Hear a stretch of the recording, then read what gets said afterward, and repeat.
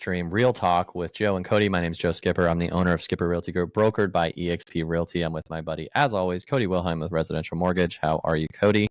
Doing great. The sun is shining and good, man. Oh yeah. I know. How you doing? We've been a while, man. You and I have been MIA with the Wednesdays live. I think the kids getting out of school, just the busyness that's going on, and our podcast that we just got a recording done with. So we're just continuing with the recordings. So if you want to be on our venture with Joe and Cody, let us know, let Cody know, or let me know, and we can get you set up. It's mobile. We're doing it mobile at this point. It's not in person, so it's super easy to do. Would love to hear your story, especially if you're in the local community, whether it's Cody's or mine, and want to hear more about kind of where you got, either support your business or support whatever you got going on. So if you want to do that, time to sign up and get going so you can get on the podcast. But yeah, we just got get done on with the that wait list. For sure. No, we just got done with that, and then got Rory is moving up to middle school. So that's their last week of school is this week. So we're gonna get into that. It's gonna be nice to not have to wake up as early to get them to school. But looking forward to it. At this time of year, like I don't know where your kids land with enjoying school or not, but I know our boys are both like it's summertime, like it's so close. Dude, I remember that feeling. Yeah, I can't imagine. The teachers have to be checked out. The kids have to be checked out. I don't even know how you do this loud, especially when the weather gets so good that you're like seeing how nice it is outside. You're like, I am done. Like I would, if I was, that's why I'm not a teacher, because I would be checked out as a teacher. Right.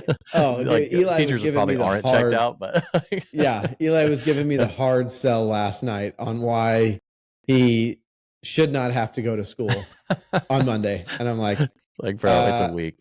Like, dude, you got a week left. If it was any other time, sure, maybe I might cave in a little bit. But dude, you got a week left, and this is the last week of school. Like, this is the best week of school. I know. You're watching movies, and you got maybe like one test left, and the rest of it, the teachers are checked out. For sure. I was telling Rory about our times back when we were in high school, and it was just like they rolled out the TV, like on the stand, and you were like, it's all strapped down and on he's there. Like, what are you talking about? I was like, we rolled out a TV, and it was a big one. Like, but when you saw that thing coming out, you knew, like, good things are happening. We're here. Yep. Start cleaning out the locker. Oh man. Well, but summer's going well. The rates are not helping us buyers, and so that's not good. But what news do you have on the rates and that sort of stuff? It's a lot of the same, honestly. Like, just when it starts to feel like there's some good movement, like it just kind of gets squashed with like recently the jobs numbers that came out were significantly high. I want to say the projected new jobs, they were anticipating 190,000, and it came in at like 275. Which is way more, but the unemployment rate did go up. It went from like 3.9% to 4%, I think it was. So, those are all just big factors that play into the rates. But there's just nothing. The latest that I saw, it looks like potentially 2 rate drops this year still, maybe the first one being in September. But it just feels like the timeline continues to just kind of get pushed out. Another 2 or 3 months and 2 or 3 months. And so I think the rates really have, obviously they've settled in where they're at. And I think that there's a lot of people that have just kind of realized that waiting hasn't translated to anything yet. So I think there's just more people where it's just become the norm rather than the big shift from, wow, we thought we were at 4% like a month ago, and now we're talking about 6%. And then 7, I think that shock has kind of gone away. And now it's just more of like, all right, if I want to buy, this is what it's going to look like. Nothing really, honestly, too worth updating as far as rates go, other than still kind of hovering in that low 7% range seems to be where most things seem to be. High 6s, low 7s. So.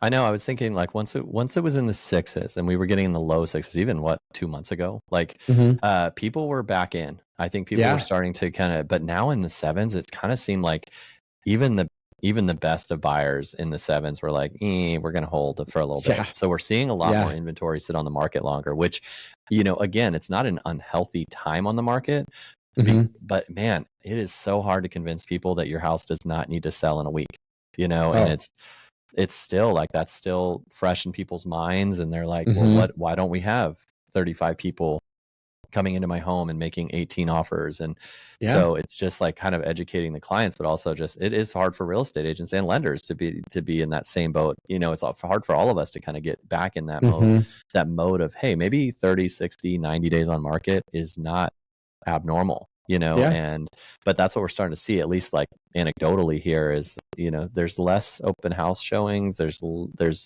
homes are sitting on the market longer unless they're priced really well, because even like I said, the best qualified buyers are still like, man, they're kind of like, do I want to wait till at least it gets to the mid sixes, maybe low sixes? We're not asking for the world, but we just want to get a little bit more. Sure. So shave off a couple $100 a month on the payment and at least make it feel a little bit more more better is the term I like to use. Yeah, that's like an actual, I think that's actually a phrase that you should use. It is, yeah. More better. I think my daughter says that. Right. But she is 7, so. Right. Yeah, well, I am told by my wife that I have not matured since probably 7th grade, so. You're like, no, I'm more better. I'm more better now. What makes you stand apart from other lenders? I'm just more better. I think it's a good slogan to have. So right. Yeah, maybe we'll co-market that. But I like it. Yeah, it's just it's a weird world, man. It's like the perfect time to be selling in the sense of like spring, summer's the best, but I think people are holding off. I don't think things aren't moving, but they're definitely moving at a slower rate and definitely seeing a lot more price drops and things like that. But again, is that healthy or not? I think, maybe it's easy for me to say because I'm not selling or buying, but it's like, I think it is healthier to kind of see home prices not go so crazy high all the time, and allows buyers, because first time home buyers, I don't know if you've had the same thing, but man, first time home buyers are non-existent in a lot of ways because the prices of homes are so crazy and the rates are so crazy that people just can't get in. But speaking of not being able to get into a home, you guys have a new program that you wanted to talk about? We do. Yeah. So we have we're partnered with the Federal Home Loan Bank of Des Moines. And they offer us, we use a grant program through them that's great for first-time home buyers. But they recently released to us a rate relief program. So talking about interest rates being higher and payments being higher, the benefit of this program is it gets you in, it's kind of on average about 2% lower than what the existing conventional rates are. So right now, all you have to do, there's no like big catches to it, but the main kind of barrier of entry is 80% of the area median income. So it's an income-based program. So if you make less than 80% of your area, and it's the area in which you're buying, and it can be specific to like, very specific. It's not like county-based or anything. So it's something you want to kind of keep tabs on. But for most of kind of the Portland, Vancouver metro, it's $93,520 a year. Okay. If you make less than that, and it's whoever's on title. So in a situation where maybe you have two people that could be on the loan, if one, their income is lower than that, and they can still qualify for conventional loan, then they could qualify for that option.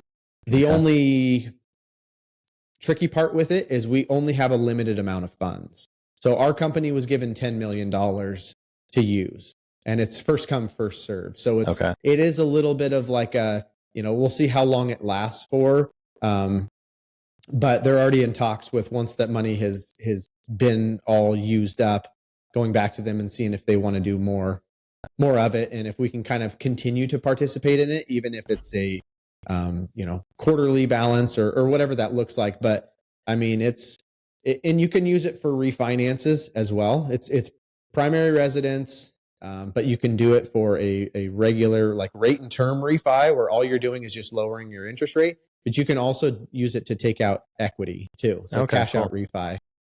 So I had a few people that have been doing that. I have one that's doing a purchase, and then a couple of refis that are potential options for people too. But it's for them, it's kind of a generalized rate.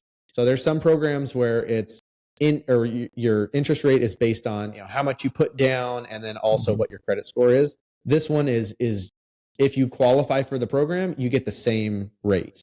So if you had a 680 credit score or a 780 credit score, it's 5.125%. So it's a pretty awesome thing. I mean, we really haven't seen a whole lot of something that's that drastic, because I was working up some numbers for somebody on a refi for a $420,000 loan amount. And he actually just bought 6 months ago.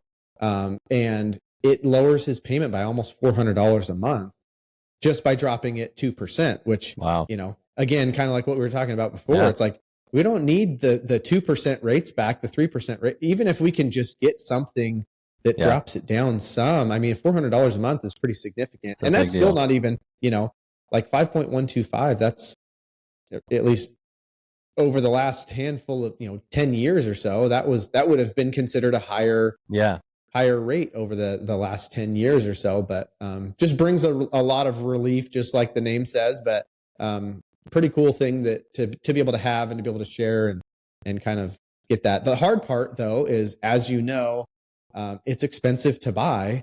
So it's almost finding that sweet spot of someone that makes good money but doesn't have a lot of debt, because a lot of joint income families a lot of times make more than that.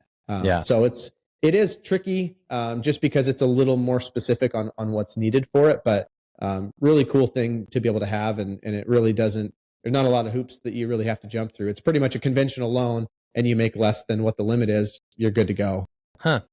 Yeah, that's interesting. Even off the top of my head, I have a couple of clients that may be in that sweet spot, so I'll let you know. But yeah, if you're thinking of if you're in that arena with what Cody was saying, reach out to him, and he can maybe help you see if that's something that'll work for you and your goals. So, well, that's cool. Well, thanks, Cody. I got nothing else, man.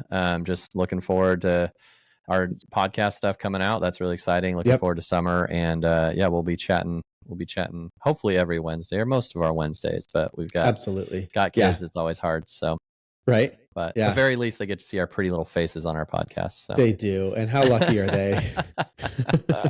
We think so. But, right. Yeah. But, well, cool, man. It was good talking to you. And awesome. You too. We'll just chat next week. Cool. Sounds good, man.